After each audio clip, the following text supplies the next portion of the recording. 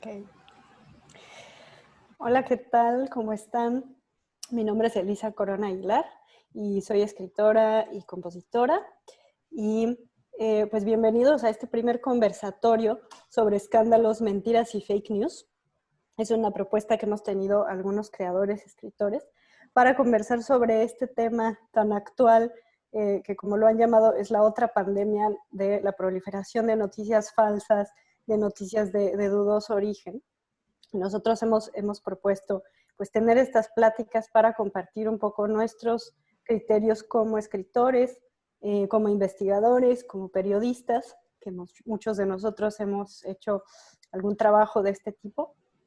Y pues antes que nada queremos agradecer al Sistema Nacional de Creadores de Arte, así como al programa Jóvenes Creadores, y también pedirles que en la medida de lo posible todos se sumen a la campaña de Quédate en casa, sobre todo pues en estas semanas que vienen, que van a ser muy duras, y pues hay que estar al tanto, ¿no?, de esta información, de lo que podemos hacer para combatir la pandemia. Y bueno, pues estoy el día de hoy con Luis Miguel Estrada Orozco y con Josué Sánchez, y queremos compartir pues algunas de nuestras inquietudes, ¿no?, respecto a este tema de las noticias falsas y cuáles son nuestros hábitos críticos como lectores, como investigadores, cuáles son las herramientas que tenemos a la mano para cuestionar las noticias que están llegando constantemente a nosotros, ¿no? Entonces, yo comenzaría por decir, por ejemplo, que un hábito que yo tengo así ya de mucho tiempo, de enfrentarme a estas noticias, es que lo primero que pienso es cómo llegó esta noticia a mí, ¿no? Abre uno Facebook y te están compartiendo noticias, ¿no? Y cuando me refiero a cómo llegó esa noticia, pues estoy pensando tanto en la plataforma, o sea, si es un Facebook, si es un mensaje de voz, si es un Twitter, y también estoy pensando en quién me está haciendo llegar esta noticia, ¿no? Porque puede ser a veces que pues es un amigo de Facebook o que es un familiar o que es una persona que yo quiero mucho, pero que a lo mejor no es alguien que está en este hábito constante de revisar noticias, que no tiene tal vez mucha experiencia, y que ya desde ahí para mí hay una señal, ¿no? A lo mejor es alguien que no revisó, no tuvo tiempo de revisar muy bien esta noticia que compartió o solamente leyó el titular, y entonces yo tengo como este antecedente, ¿no? Y bueno, hay que enfatizar, por supuesto, que al mejor cazador se le va la liebre. Entonces, incluso personas que tienen este hábito, pues estamos siendo bombardeados con todas estas noticias. Entonces, también a estas personas se les puede ir. Pero para mí es ese uno de los primeros hábitos que tengo al enfrentarme a las noticias. Josué, ¿tú cuáles son Bueno, primero preséntate, dinos algo sobre tu trabajo. Hola, muchas gracias Elisa y también Luis Miguel por la invitación a este conversatorio. Yo soy Josué Sánchez, actualmente soy becario del FONCA Jóvenes Creadores en la especialidad de cuento y bueno, vivo en la Ciudad de México actualmente y pues nada, creo que muchos de los hábitos que tengo actualmente en cuanto a la lectura de noticias que aparecen en todas las redes sociales en las que estoy, no nada más han sido como cosas que son relevantes ahorita, sino que creo que desde hace mucho tiempo están ahí. Un ejemplo, antes de que pasara toda la pandemia, creo que todos supimos, o nos salió en alguna ocasión una noticia viral que era muy graciosa, en la que dos monaguillos en España habían metido marihuana en un incensario en medio de una misa, ¿no? A mí lo más curioso de eso dije, no, es demasiado gracioso para ser real. Y cuando ves que esa misma cosa se reproduce en Zacatecas, en Veracruz, en Yucatán, o sea, no puede ser que los dos mismos monaguillos anden huyendo por países de habla hispana para hacer lo mismo y ponerse bien pachecos, o sea, obviamente es una cosa falsa, ¿no? Ahora, trasladado a un asunto donde estamos en medio de una pandemia, creo que cuando uno ve también noticias excepcionales o muy graciosas que te aparecen en el timeline, ya sea de Twitter o de Facebook, uno tiene desde ahí esa alerta, ¿no? De como, ¿qué tan real es lo que estoy leyendo? Yo las leo porque realmente soy muy ocioso a veces y me gusta saber a qué grado la ociosidad que yo tengo se refleja en las otras personas que están en la misma situación que yo. En ese sentido, es hasta como un trabajo de empatía para mí tener que estar viendo de dónde viene como ese origen de la noticia. Comúnmente nunca es alguien que yo conozca, sino de páginas que ni siquiera tienen, no sé, terminan en punto info, ¿no? Entonces, la verdad es que desde ahí me doy cuenta que a lo mejor es un clickbait, a lo mejor solamente quieren, no sé, manipular de alguna manera muy perversa a través de un chantaje emocional que está en el componente de todos sus titulares, para que uno vaya, lo lea y se asuste. Entonces creo que desde ahí, por ejemplo, ahí a mí me causa resquemor leer todo lo que estoy leyendo en torno al, al COVID, por ejemplo, hoy. Claro, ¿no? Ahora esto que mencionas es importante, de dónde estamos, ¿no? A mí me ha pasado mucho que, bueno, yo estoy en este momento en la ciudad de Nueva York, que hace 2 meses tuvo pues toda esta crisis enorme. Mucha gente que me contactaba de fuera me preguntaba cómo estás, así con esta urgencia de qué está pasando, porque las noticias que salían, muchas de ellas eran ciertas, ¿no? Pero eran pues como un poco escandalosas, en el sentido de que uno también está como muy reaccionando en pánico, ¿no? A esta Sí, situación. Y me decían, eh, no sé, la preocupación era como de que pensaban que aquí estaban cayendo eh, muertos en las calles, ¿no? Y no era así. La verdad es que la crisis se vio en los hospitales, ¿no? Y nosotros con los amigos, con los conocidos que se enfermaron, pero pues muchas veces era una crisis que no se veía, ¿no? Uno estaba aquí encerrado y pues lo que tenías eran como atisbos, ¿no? De la situación. Hace unos minutos a las 7, pues yo escucho los aplausos, ¿no? Está la ciudad silenciosa y de pronto escuchas los aplausos para los médicos, y para la gente de los servicios de salud, y es como un recordatorio de si esto está pasando, ¿no? Y hay gente aquí. Eh, y bueno, le paso la palabra a Luis Miguel Estrada, que está en otro lugar no es una tremenda urbe como la que estamos viviendo José y yo. Gracias, gracias Elisa. Gracias por la invitación, Josué. Qué bueno que nos acompañas. Yo soy Luis Miguel Estrada, también parte del Sistema Nacional de Creadores de Arte. Estoy en la disciplina de narrativa. Actualmente estoy viviendo en Providence, en Rhode Island, Estados Unidos, que voy a tener que ubicar en un mapa porque es un poco un lugar desconocido. Estoy al sur de Boston, más o menos una hora, ¿no? En carro. Entonces, estoy también en Estados Unidos, en la costa este. Y ciertamente, como tú dices, este tipo de situaciones se viven en diferentes geografías. Las primeras semanas cuando estuvimos aquí, lo primero que cerraron fueron los negocios, incluso un poco antes de que llegaran las órdenes federales.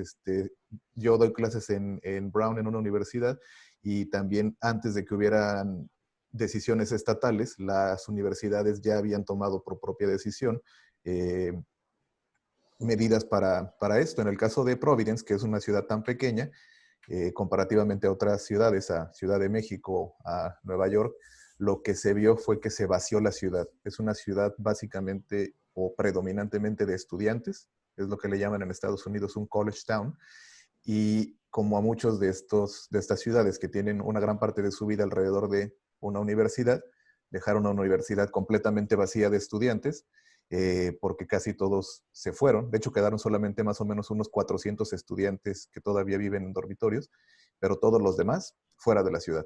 Entonces, es una partecita, una ciudad fantasma, pero la otra parte, donde está la gente cuya vida no depende de todo esto, una dinámica diferente. Las primeras semanas, cerrado, pero en cuanto el clima empezó a mejorar y en cuanto el sol empezó a salir, porque acá el sol se oculta básicamente desde noviembre hasta finales de abril, entonces cuando el sol empezó a salir, a brillar, a calentar el día, parques, lugares de caminar, etcétera, etcétera, se empezaron a llenar, ¿no? Entonces es muy curioso ver a unos señores así con sus tapabocas, unas mamás, y los niños jugando y revolcándose entre ellos, ¿no? Y ya, entonces, o sea, los papás así, ¿no? A distancia, y los niños jugando entre ellos, y ya se va cada quien con sus niños, ¿no? Ya bien mezclados.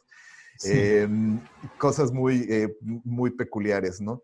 Eh, pero bueno, volviendo a tu pregunta de estas maneras críticas en las que nos enfrentamos a la información que recibimos, por ahí se cuela mi experiencia previa. Yo durante algún rato en Puebla trabajé como editor en un periódico impreso.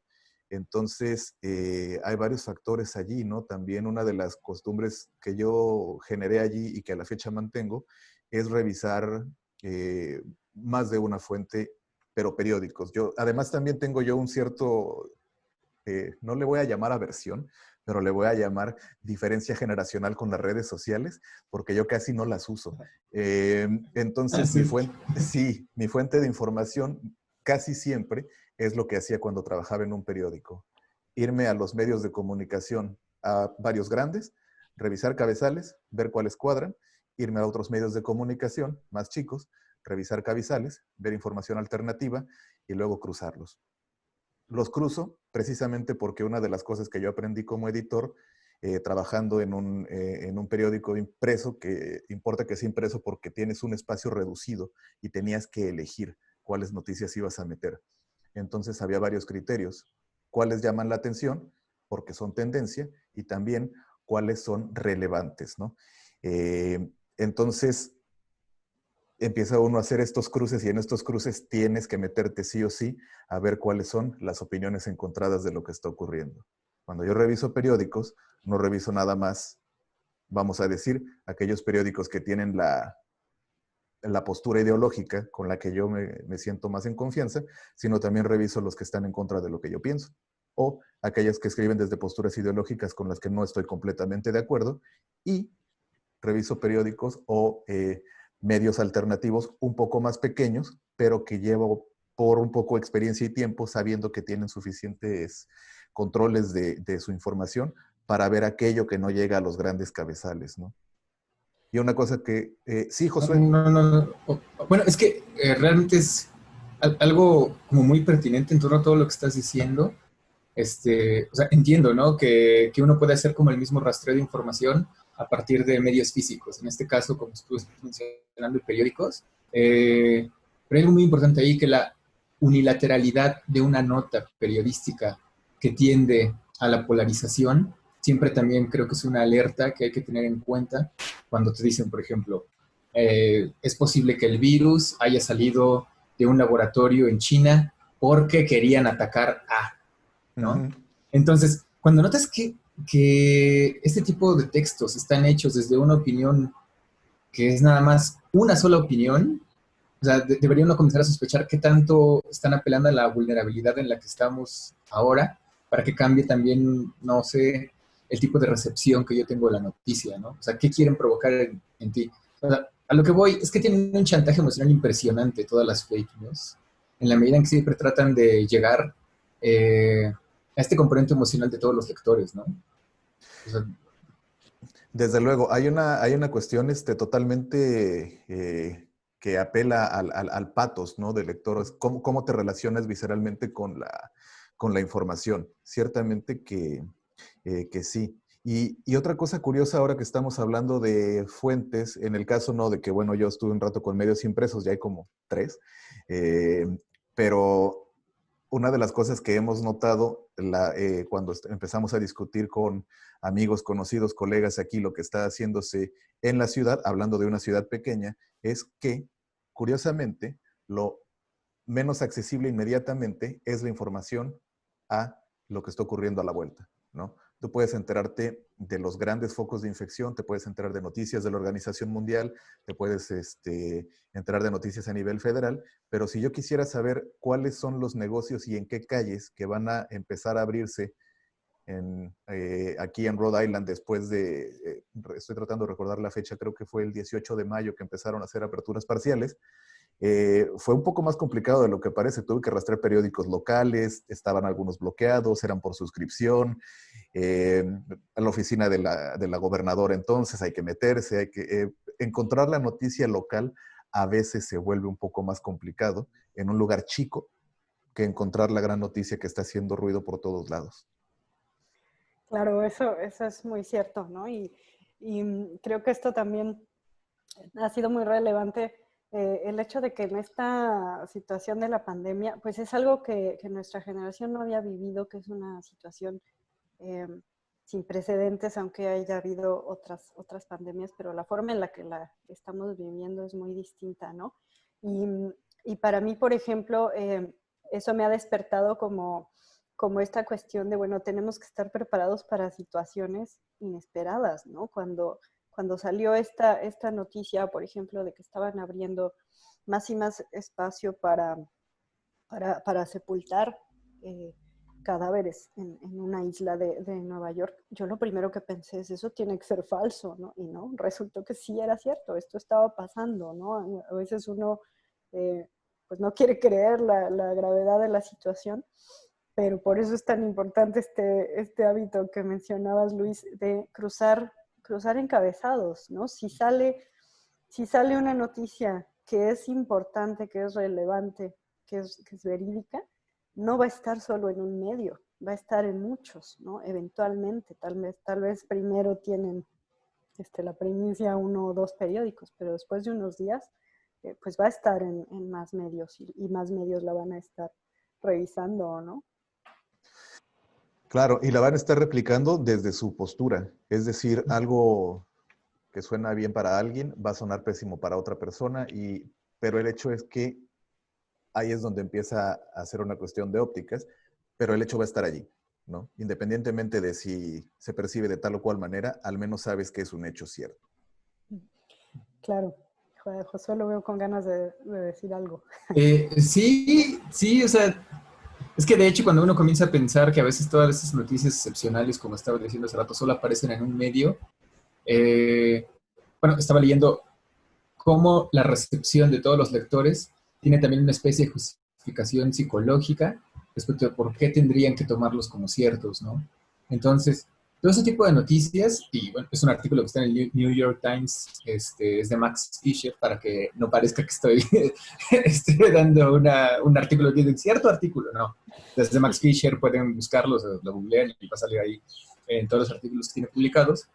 Habla de cómo estos medios que publican la noticia excepcional que parece que solamente ellos son poseedores de la información, apelan a una población súper vulnerada en la medida en que siempre va a creer que por tener ese control hegemónico de esa pequeña información está a salvo, ¿no? Y eso es súper peligroso, o sea, creer que nada más tú que estás en tu casa en la Ciudad de México, Nueva York o en Providence, sabe la verdad acerca de lo que está sucediendo y que por lo tanto te da cierta inmunidad o cierta superioridad por encima de la situación para que no te pase nada a ti, es terrible, terrible. Claro.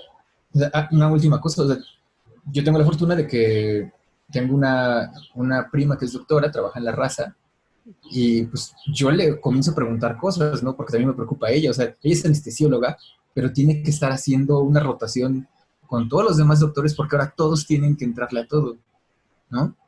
Entonces, con ella es cuando me entero de las cosas más terribles que sé que ni siquiera van a aparecer nunca en un periódico, porque no es ni siquiera algo que se podría imaginar a alguien que produce desinformación. Y ahí es cuando lo verosímil, lo verdadero y lo veraz se hace un desastre, así, totalmente. Claro, es que esa es otra de las cosas que uno, ahora estamos viviendo como esta situación en la que tenemos conocidos que están viviendo como Ujú. más de cerca, ¿no? La pandemia. Por ejemplo, aquí, pues yo tenía muchos amigos que se enfermaron. Eh, Hubo como algunos posts, ¿no? De enfermeras que estaban en la situación de tener que enfrentar la pandemia en los hospitales. Y, y se vuelve también una cuestión como de balancear, ¿no? Las noticias, balancearlo como a nivel global, ¿no? De qué es lo que está pasando a gran escala.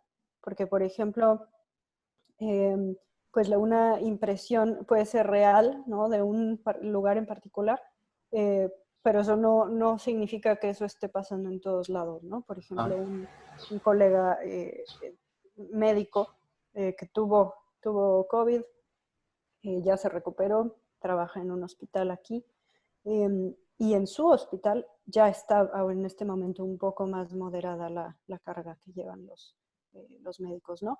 Pero eso no quiere decir que la cosa ya se resolvió, ¿no? Entonces puede ser cierto lo que él me está diciendo en su situación, en su lugar, pero no quiere decir que eso es la información de Nueva York, ¿no? Entonces, como que siempre hay que estar recordando, ¿no? Esta relatividad de nuestra experiencia. Claro, y lo dices bien, ¿no? Una cierta relatividad de la experiencia, lo cual no quiere decir que en términos generales la cosa o no sea cierta, sino que tiene grados dependiendo de ciudades, etcétera, ¿no? Y volviendo un poco, retomando lo que comentabas hace un momento, se nos salió Josué, ahorita vuelve. Hablando, perdón, un poco de estas dos cosas, ¿no? Primero, retomando lo que tú decías, esta manera en la que la información de primera mano llega a uno y la manera en que este otro periodismo también funciona.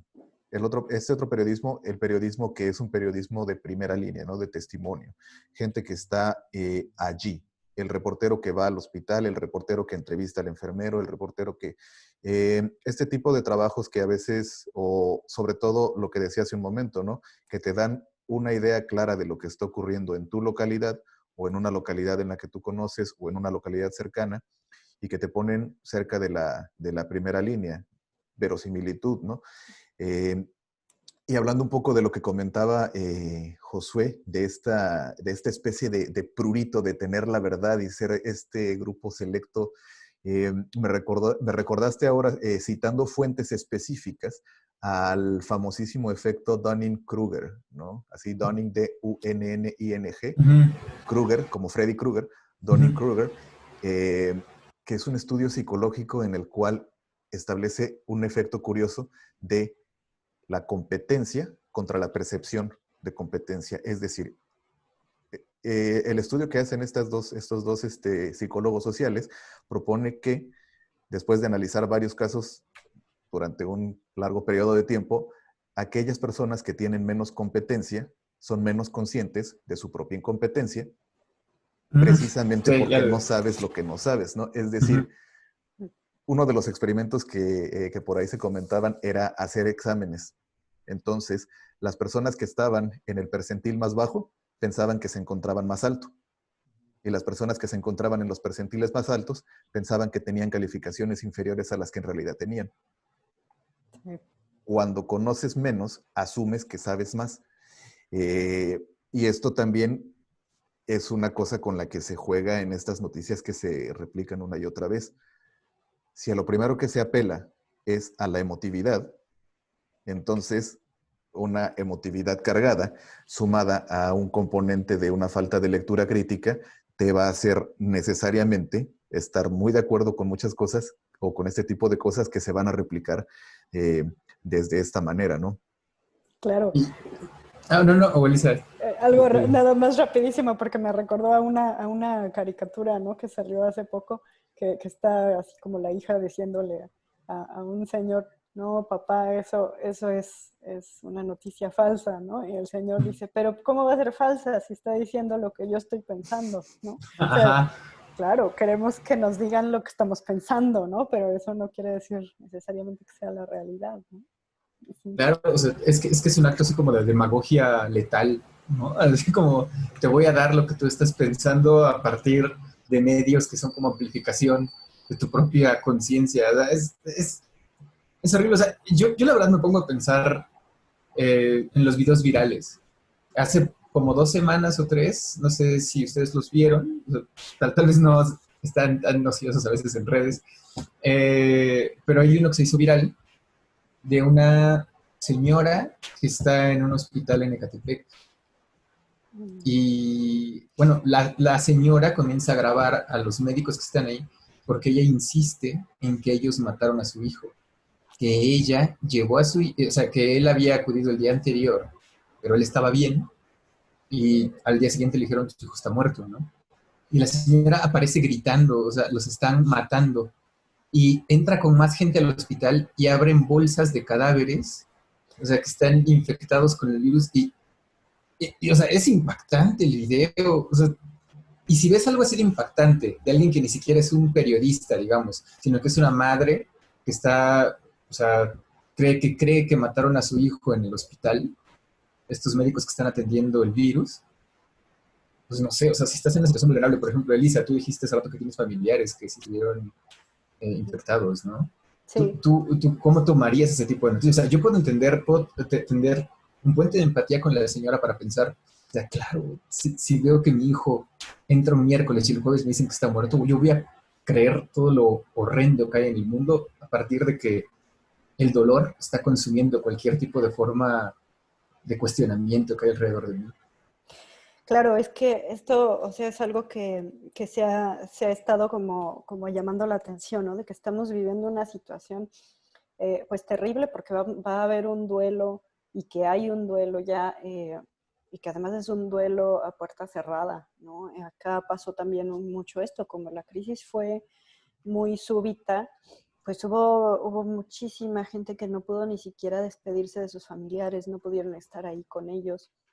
Entonces tuvieron que vivir un duelo que además es dudoso, ¿no? Que mucha gente Sí, piensa, ahora sí que en esta teoría un poco de conspiración, ¿no? De que no es que es el gobierno que te está inyectando el virus, es que es el gobierno el que te está, es que son los médicos los que están matando a la gente, ¿no? Por eso es que es tan importante esta cuestión de la información, ¿no? Y de cuestionar la información, porque nuestras emociones están desbordadas, ¿no? Es una situación que estamos viviendo por primera vez y que tenemos que mantener como también esta vigilancia de nuestra emotividad y de cómo estamos reaccionando. Ya se ha dicho, ¿no? Que va a haber una pandemia de enfermedades mentales, de cuestiones de salud mental, porque son eventos terribles, ¿no? Los que estamos viviendo. Luis. Sí, curiosamente, uno de los últimos números de la revista Time es un número especial que se llama La época de la ansiedad. Y entonces habla de la proliferación de trastornos ansiosos, eh, básicamente por muchas de las condiciones de vida que tenemos ahora. Es curioso porque salió justo antes de la pandemia y una de las cosas que ya menciona es el tipo de ansiedades que están surgiendo más o menos nuevas. Una, quizás la más obvia o la que podríamos considerar más obvia, la relacionada con las redes sociales, no tanto claro. cuánto tiempo se pasa en ellas, sino qué tipo de información se ve dentro de ellas, ¿no? Y la otra que me pareció llamativa es la ansiedad ecológica, la ansiedad relacionada al fin del mundo catastrófico por la manera en cómo ocurre los desastres ambientales, etcétera. Esto fue antes de la pandemia. O sea, si sacan este número después de la pandemia, si lo sacan para diciembre, le sumamos una más, ¿no? Sí. La ansiedad de la incertidumbre no solo hacia la información, sino también hacia la ciencia. Claro. Sí, hay mucho que decir ahí sobre esta cuestión de la ansiedad. Eh, y algo que iba a comentar es que también por eso es que es tan importante no solo la información, sino balancear, como que estamos también en un momento en el que a ese autoconocimiento nos puede ayudar mucho, ¿no? O sea, yo sé que tengo que estar informada, porque tengo que seguir las normas, ¿no? De donde quiera que esté, tengo que mantenerme al tanto de lo que está pasando, pero también llega un punto en el que me rebasa, ¿no? Estas terribles noticias que están llegando de Europa, de todos lados, que tengo que mantener como la calma. Entonces yo voy a informarme de las cuestiones oficiales, normas que yo tengo que seguir, y me calmo y dejo en paz el estar como leyendo lo que pasa en Italia y lo que pasa en China, y es que en Corea lo hicieron mejor y allá lo hicieron peor. No, o sea, calma, ¿no? Porque si no, nuestras emociones están también fuera de control, ¿no? Josué, ¿querías decir Sí, algo? es que de hecho, o sea, si desde antes de la pandemia ya muchas personas experimentábamos que teníamos que, tal vez para ser productivas con nuestro propio trabajo, digamos, los escritores que tienen que escribir y en la medida en que tienen que escribir las horas que deben de escribir, o sea, con disciplina, tienen que mantener a raya las redes sociales, ¿no? Y hubo un ejemplo de los escritores porque hay mucha gente que también tiene que bajar apps que bloquean las notificaciones o de plano ya desactivarlas o sacarlas de tu celular. ahora con la pandemia son las redes más las noticias que traen las redes, más la conciencia crítica que se te exige o que debería uno practicar todo el tiempo para verlas, genera una sensación de asedio agobiante. O sea, he hablado con más amigos al respecto, o sea, gente que, como yo no sé, son de finales de los 80, principios de los 90, y también sienten ese asedio ya en las redes, o sea, que ya no es divertido estar abriendo Facebook, no es divertido estar en Twitter, no es divertido leer Twitter, o sea, Twitter abrió una nueva sección que es específicamente sobre noticias del virus. Yo me acuerdo que al inicio de la pandemia no estaba esa sección, al menos no en México, o sea, en donde ponen las tendencias que están vinculadas al virus, o sea, y de veras uno puede abrir eso y te quedas 3 horas leyendo, que te queda, o sea, es cosa terrible, tras cosa terrible, tras cosa terrible, y tú tienes que estar generando argumentos en tu cabeza para poder, les digo, hacer esa criba, decir, a ver, ¿esto qué tan lejos está de mí? ¿Qué tan cierto es? ¿Y qué tan falso es?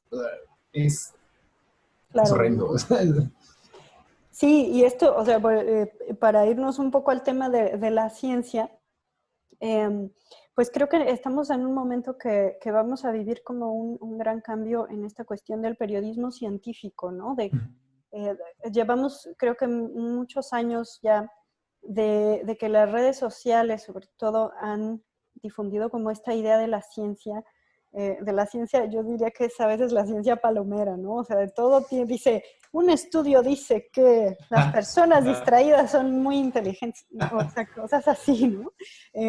Y que ahora estamos también en una posición en la que a lo mejor yo no me puedo ir a estudiar una carrera científica, pero puedo cuestionarme cuáles son mis ideas de la ciencia, cuáles son mis creencias de lo que es la ciencia, ¿no? Tengo a la ciencia como idealizada, o sé que la ciencia precisamente se trata de cuestionar todo el tiempo.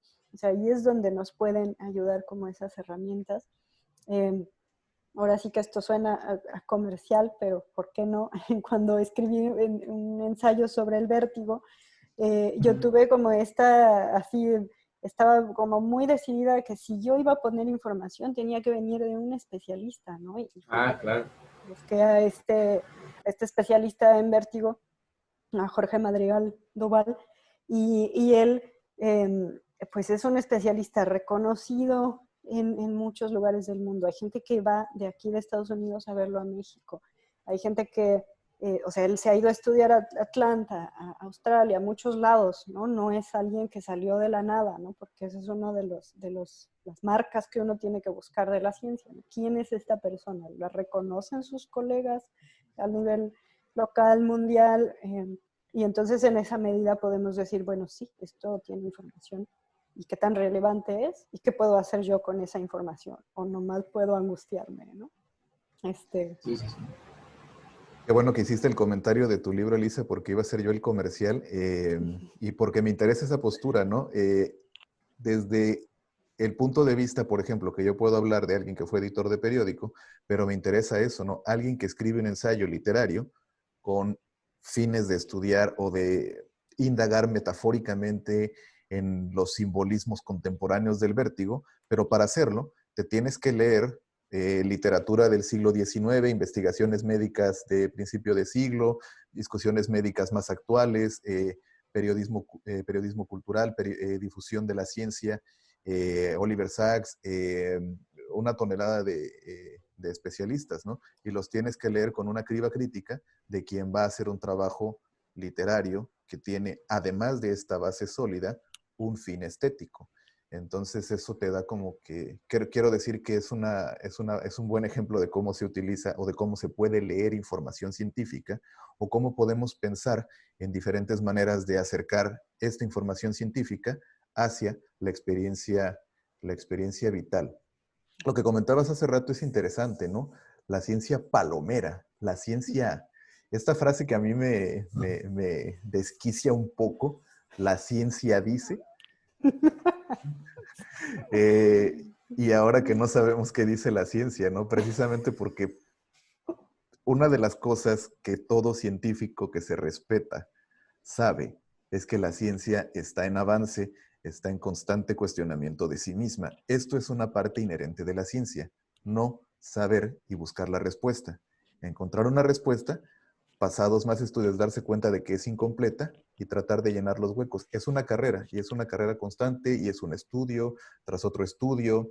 Eh, entonces me parece que es una manera en la cual nosotros, o muchos de nosotros que no somos científicos, cuando asumimos que la ciencia tiene una respuesta no solo inequívoca, sino universal e inamovible, creo que estamos viendo la ciencia como lo que no es.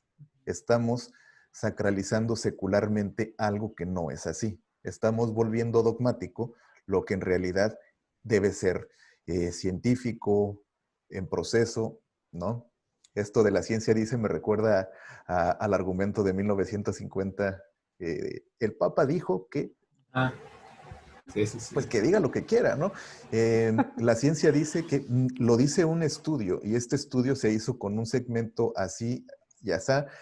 Hubo tantas personas en este grupo de control y fue en este lugar específicamente. No se trata de las personas distraídas, sino se trata de las personas distraídas de un grupo de control de la Universidad de Nueva Jersey en 2008 a 2010.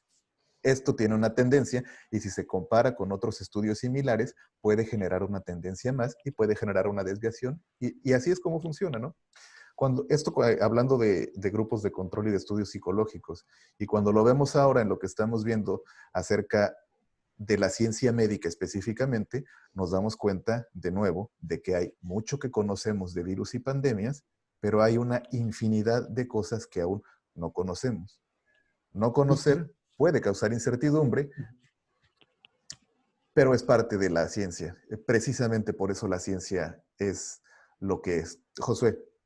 Sí, bueno, es que en relación a eso, yo creo que hay un lugar común que se ha difundido muchísimo desde que empezó la pandemia, era como, conócete a ti mismo, ¿no?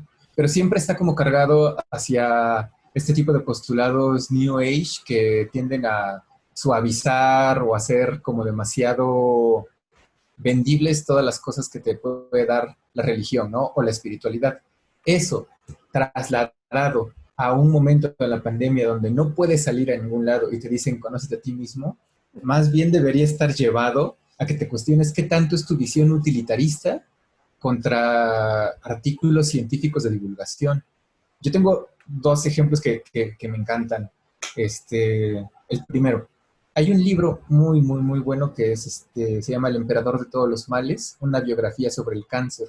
Yo lo comencé a leer precisamente también porque pues, estoy investigando al respecto para escribir, y me di cuenta que ese cruce de alguien que tiene la prosa de ensayista y la formación especializada, creo que son las personas que tienen, no sé, una gran capacidad para hacer que a partir de un texto de divulgación uno comprenda cómo no hay nada dogmático en la ciencia, ¿no? Y precisamente cuando está recorriendo la historia del cáncer y todas las cosas que se han tratado para poder combatirlo, es cuando te da una noción abierta de que nunca va a haber una cura definitiva para nada. O sea, y también, no sé, las menciones que haces, compara el cáncer con la influencia de 1918 y hace el conteo de toda la gente que murió en esa época.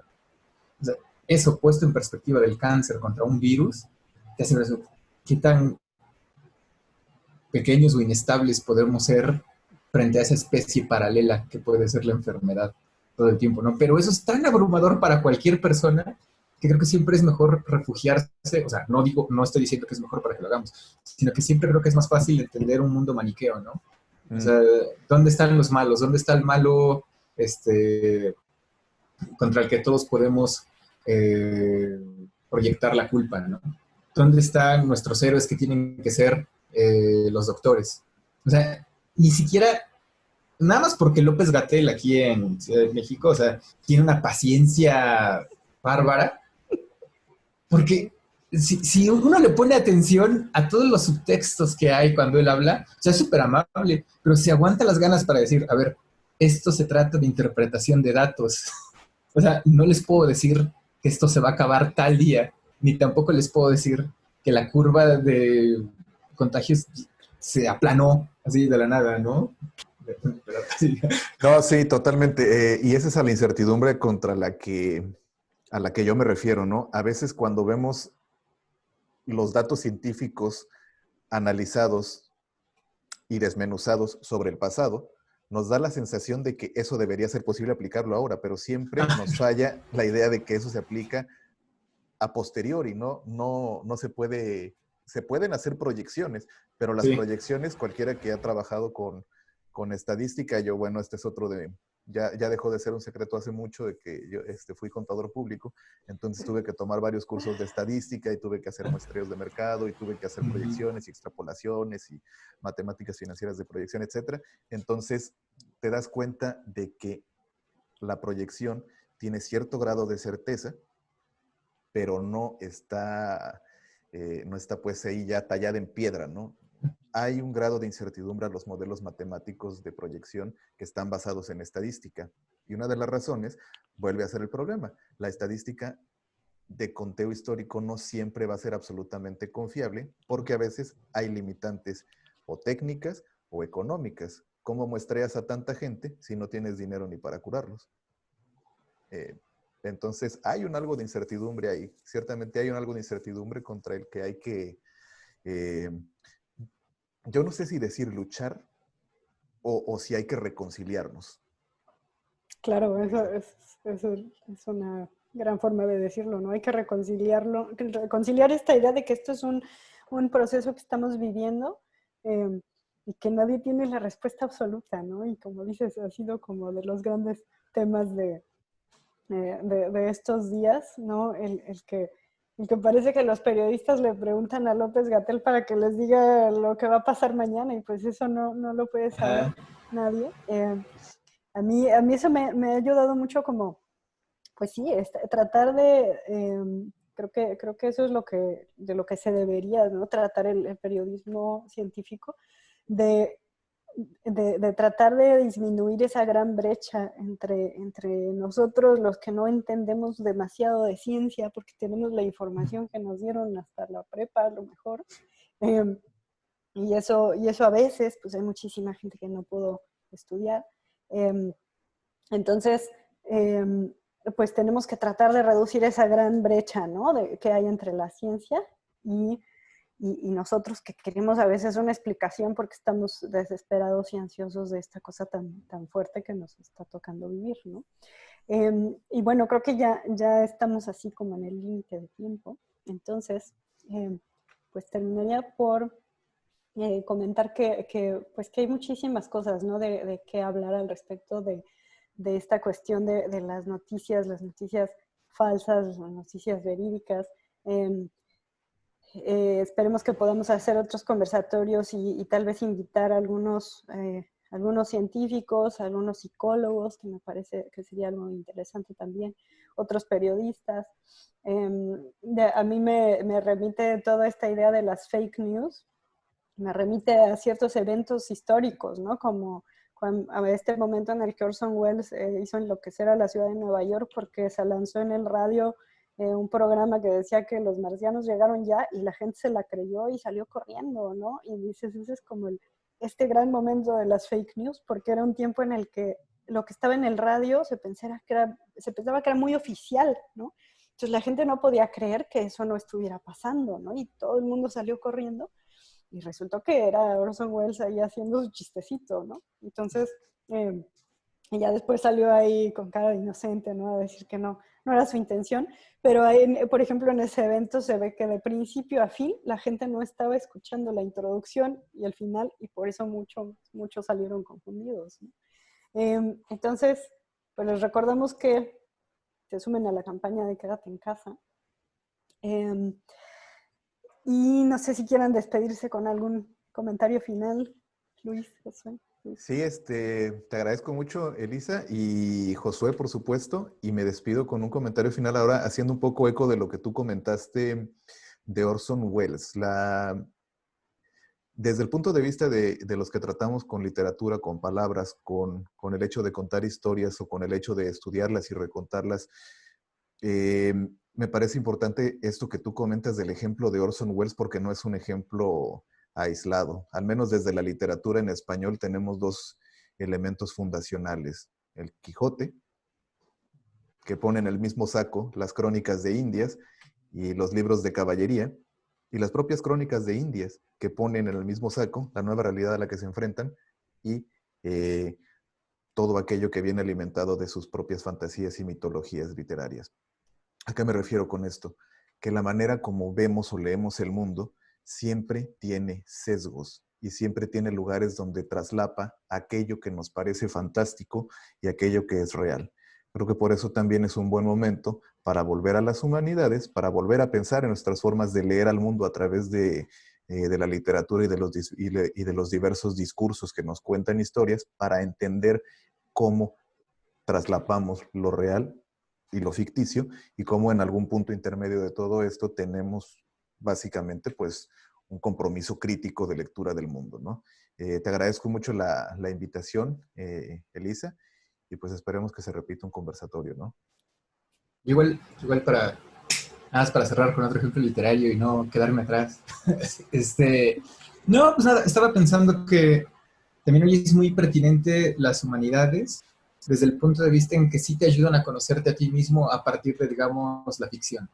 Hay un ejemplo muy concreto, es una novela cortita, tendrá 150 páginas, 120, que se llama Cosmos de Gombrowicz. Es muy sencilla, o sea, es un estudiante que no me acuerdo si llega a Varsovia a estudiar, se queda en una casa donde le están rentando así como una pensión y comienza a ver el techo. Y en el techo distingue muescas y estas muescas las interpreta como flechas que están dirigidas a él para que salga al patio. En el patio mira el cielo y en el cielo ve las constelaciones. O sea, el punto de esto es, él se comienza a dar cuenta que las constelaciones son constelaciones, pero solamente a partir del artificio humano que las interpreta como tal. Pensar hoy que todos los lenguajes que vemos alrededor de nosotros, así como las fake news, son un intento para librarnos de ese caos en el que estamos y darle sentido, es comenzar a conocernos a nosotros mismos a partir de qué tanto es la realidad con la que estamos interactuando o nuestro deseo proyectado en ella. ¿Qué tanto es yo contra el caos, o yo aceptando el caos, o yo inventando ese propio sistema de entenderlo para librarme de él y no caer en las fake news, ¿no? Y bueno, pues a mí muchas gracias por la invitación, a mí me encantó platicar con ustedes. Que se den más con científicos, con psicólogos, con escritores.